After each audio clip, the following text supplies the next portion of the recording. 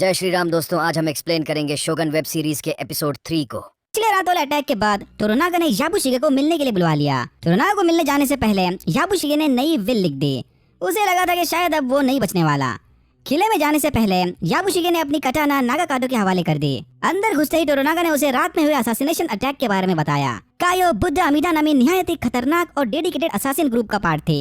तोरोनागा ने बिना time waste किए इस अटैक का जिम्मेदार सीधा याबुशिगे को ठहराया। तोरोनागा को खबर मिल गई थी कि याबुशिगे सीक्रेटली इशिडो के साथ मिलकर काम कर रहा है। याबुशिगे समझ गया कि अब तो वो यहाँ से पक्का जिंदा वापस नहीं जाने वाला।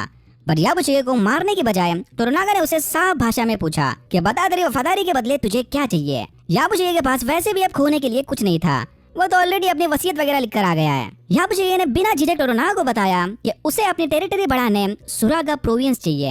याबुशिगे की वफादारी के बदले तोरोनागा उसे नई टेरिटरी देने के लिए मान गया। उधर फादर एल्विटो ने ब्लैक शिप के कैप्टन जनरल फेरेरा को बताया कि तोरोनागा को इनके मकाओ में बने सीक्रेट बेसिस के बारे में पता चल गया और मामले की छानबीन करने तक वो इन्हें ट्रेडिंग कंटिन्यू करने का क्लियरेंस नहीं देने वाला। बट फेरेरा चर्च के लिए नहीं बल्कि पोर्टुगीज किंगडम के लिए काम करता है। चाहे क्लियरेंस मिले या ना मिले, वो तो आज रात ही अपनी शिप लेकर बाहर निकलेगा। रोड्रिगेज ने उसे वार्निंग दी कि ऐसा करने से इन्हें शायद कभी भी वापस तोरोनागा के एरिया में एंट्री नहीं मिलेगी।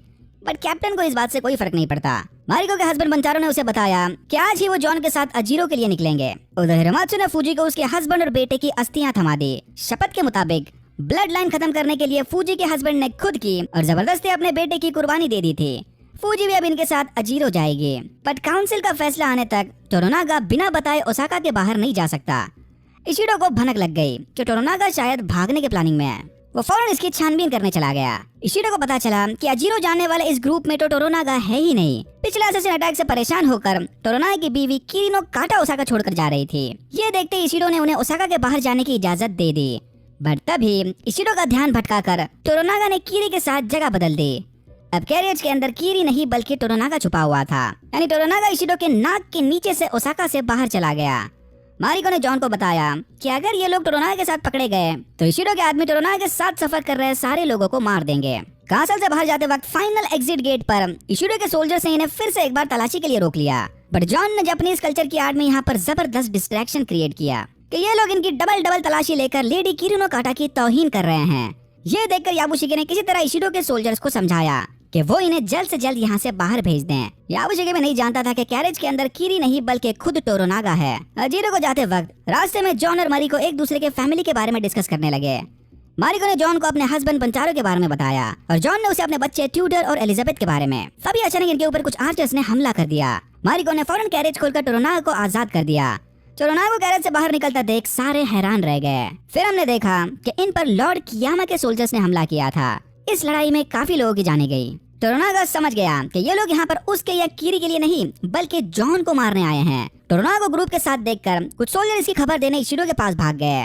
तोरोनागा, जॉन, मारिको, याबुशिगे और फूजी किसी तरह सबसे बचते बचाते एक बोट में बैठ गए। पर बेचारा बंचारो पीछे ही छूट गया।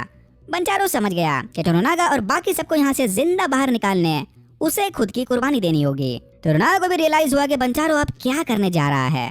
जाने से पहले तोरोनागा ने बंचारो के आगे झुककर उसे उसकी सर्विस के लिए थैंक यू बोला। जॉन, मारिको और बाकी सब भी समझ गए कि शायद ये लोग बंचारो को आखिरी बार जिंदा देख रहे थे। फिर बंचारो सोल्जर से लड़ने वापस टाउन में घुस गया।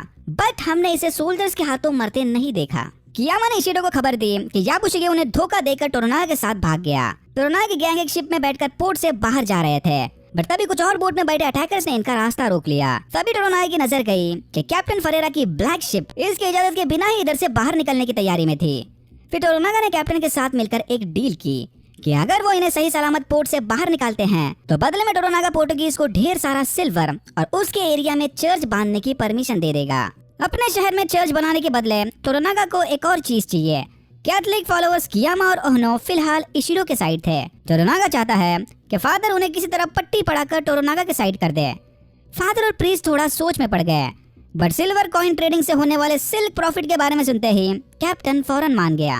बट सिर्फ एक शर्त है, जॉन को यहीं रुकना होगा क्योंकि ये कैथलिक चर्च को मानने वाले एक प्रोटेस्टेंट को अपनी शिप में पनाह नहीं देने वाले। थोड़ा हिचकिचाने के बाद तोरोनागा मान गया। बट जॉन कहाँ सुनने वाला था।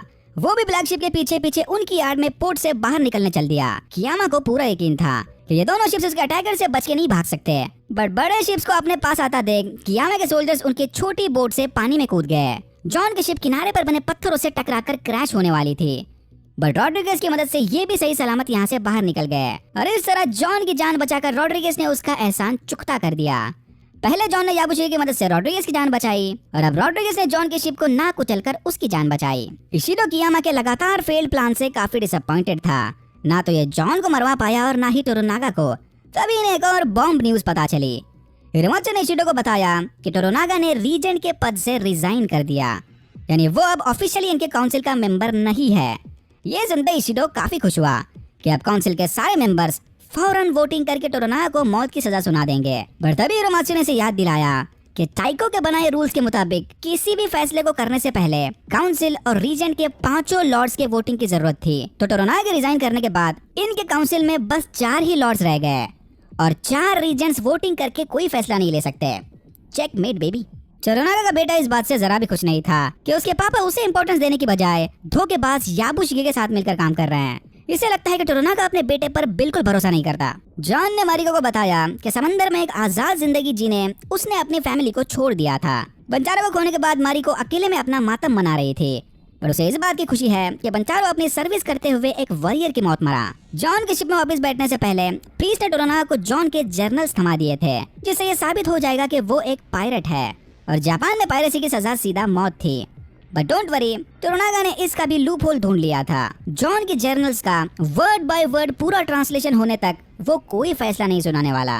फिर जॉन को उसकी बहादुरी के लिए थैंक यू बोलकर टोरोनागा ने उसे हातामोटो का टाइटल दिया, जो कि इनके कल्चर में काफी बड़े ऑनर की बात थी। याबुशिगे इस बात से जरा भी खुश नहीं था कि टोरोनागा एक बारबेरियन फॉरेनर को हातामोटो जैसे टाइटल से नवाज रहा है। टोरोनागा चाहता है कि जॉन उसके शिप से मिले वेपन्स की मदद से टोरोनागा की आर्मी को फॉरेन टैक्टिक सिखाए, ताकि नए वॉर मेथड्स यूज करके टोरोनागा की आर्मी उनके दुश्मन पर भारी पड़ सके। बदले में ट्रेनिंग पूरी होने के बाद टोरोनागा जॉन को उसकी शिप और क्रू मेंबर्स सही सलामत लौटा देगा। फिर टोरोनागा ने जॉन से डाइव मारना सीखकर उसके साथ किनारे तक स्विमिंग रेस लगाई और यहाँ होता है एपिसोड 3 खत्म।